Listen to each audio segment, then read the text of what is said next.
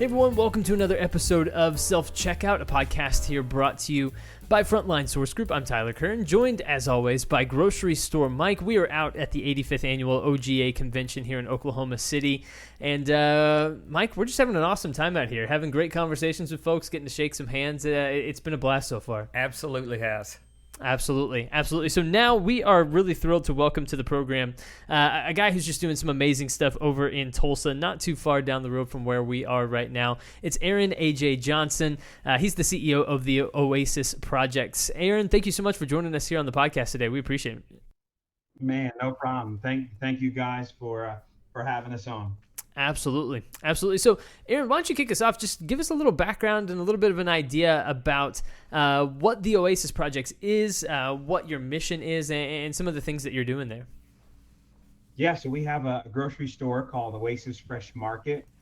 It's the first grocery store in North Tulsa in over 14 years. We opened up our doors. We just turned 2 years old, May 17th, and it was a food desert. We've got a lot of dollar stores in the area. It's considered by many as an underserved community, and so we made a decision in the pandemic to open up our doors. And man, we believe our mission is to provide fresh and healthy access to all. And one of the many ways we did that is through a grocery store, but also through our nonprofit, the Oasis Projects, where we provide wraparound services, because in many underserved communities, there's a lack of transportation, there's broadband challenges, there's medical challenges. So it's in food deserts, there's so many more other things that go along with that. And so what we try to do is in partnerships with DHS and Oklahoma Employment Commission, and we've got medical hospitals and clinics that come out and partner with us. So that way we can help serve people and it can be the center of the community. AJ, I've absolutely enjoyed following you on LinkedIn and how you continue to bless the community of Tulsa.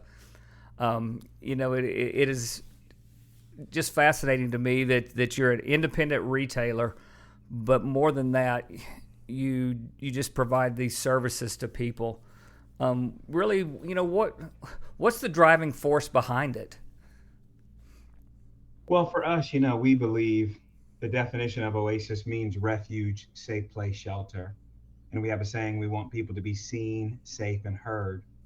And food is something that gathers people together, whether you're black, white, red, yellow, rich or middle class, or what they consider underserved. We all got to eat. And we all are built and wired for community. And so we try to blend the two worlds together by providing food, but also providing community. Many of our customers know each other. Many of our customers know me. I'll check out groceries and stand at the door and greet. And that for us is really one of our unique differences is, man, we want there to be community. But also we know in the grocery business, you gotta make a profit, and where margins are razor thin. But we don't want to just be a business, and we're not just a nonprofit, but it's got to be that community, because we believe one of the most important things you can hear at the end of your life is not well done, not good and faithful CEO or director or media or nurse or doctor, but well done, not good and faithful servant. So it starts with the matter of the heart. How's your serving? How's your heart? How's your attitude? In a world today where they want to really push a lot of different things, we want to push, man, the heart of serving, man, the heart of no matter how people may treat you or treat us or treat me, we still make a decision to rise above and continue to serve. AJ, one of the things that strikes me about what you said just then is emphasizing that community aspect and really building that and being a face that people know around the store and somebody that people interact with and really emphasizing that relational aspect of grocery stores, which seems to be almost the exact opposite of what you see from a lot of major chains these days, where you see more and more automation, more and more machines, and less human interaction, right? And so I think you're right to point out that that's just a major differentiator in what you're doing compared to maybe what people might experience in other places. Yeah, for sure. That's why we do what we do. Well, you know, AJ, I had the privilege of visiting your store last year, and I'm still so impressed by when I walked in, it was so welcoming. Your team was having a huddle meeting, and the enthusiasm and the cheer when it ended. I will say I stood back and watched it because I was so impressed with it. But then as I was leaving, I watched the cashier interact with her guest, and it was so genuine. It just absolutely brought that what I imagined your store to be. It wrapped it up with a beautiful bow on it. You know, serving the community very well. A beautiful store, I might add. You know, you've done an incredible job, and then bringing the nonprofit with it. Wow, I mean, this is just an incredible testament of your business. Man, well, I thank you. That means a lot. More than anything, I think it means the testament of the community. We're just an expression of what the community was desiring, but unfortunately not getting. You know, there's nothing unique about a grocery store. There's nothing unique about a nonprofit. There's great grocery stores and great nonprofits out there. We just tried to bring the two for our community that may have a different set of challenges than those that don't live in underserved communities, to take the stress and the pressure off of them, to where, again, it's a community and a one-stop shop. So AJ, what are some of the biggest challenges that you're facing these days, and how are you seeking to maybe overcome some of the challenges and some of the things that you're facing on a day-to-day basis that make this difficult? You know, like Mike said, you know, we're an independent grocer. Mm-hmm. We don't have multiple grocery stores yet. We don't have the backing of big corporate, you know, that a lot of other organizations do, that set all the merchandising, that set all the price points, that set all the discounts, or even the bulk buying. Mm-hmm. You know, bulk buying power is a big deal today. We're seeing, who is it? Albertsons and Kroger, didn't they just merge not too long ago?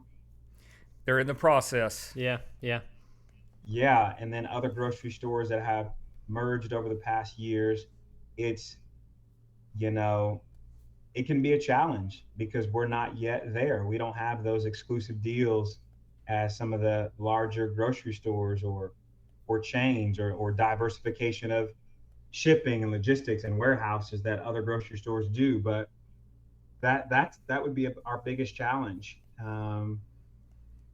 is that bulk buying power that we don't yet have, because at the end of the day, we want to make sure that we're doing all we can to be price conscious for our customers, and also stay in business for the next 200, 300 years, you know? Right. Absolutely. Yeah, AJ, I just again, I can't tell you the visual appeal when I pulled up to your store. You know, it was welcoming, and you know the shoppers were happy to be there. You could generally tell, and the music that was being played, it was very uplifting. You know, it really got my attention. And again, just want to tell you, job well done.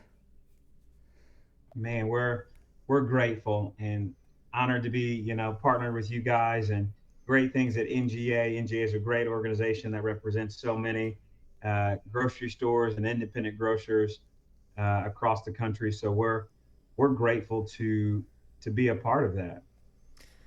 Where do you see things going over the next 5 to 10 years? You know, do you have goals of having another location, things along those lines? Where do you see things headed? You know, for us, there's so many people living in underserved communities, Mm-hmm. And there's a opportunity to serve people differently. In most underserved communities, there's a lot of dollar stores, you know, that go into the communities that are just a grocery store. And again, there's nothing wrong with that.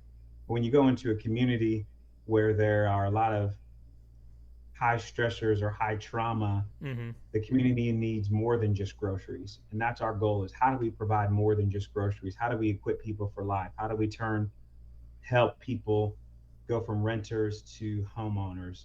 Those that may not have a GED to get a GED, or those that may have had challenges on their record seek record expungement and really live a better quality of life. That's the end goal that we all seek. And so we're just trying to do our part. We can't do everything, nor do we desire to, but man, how can we do our part to really impact and reach people?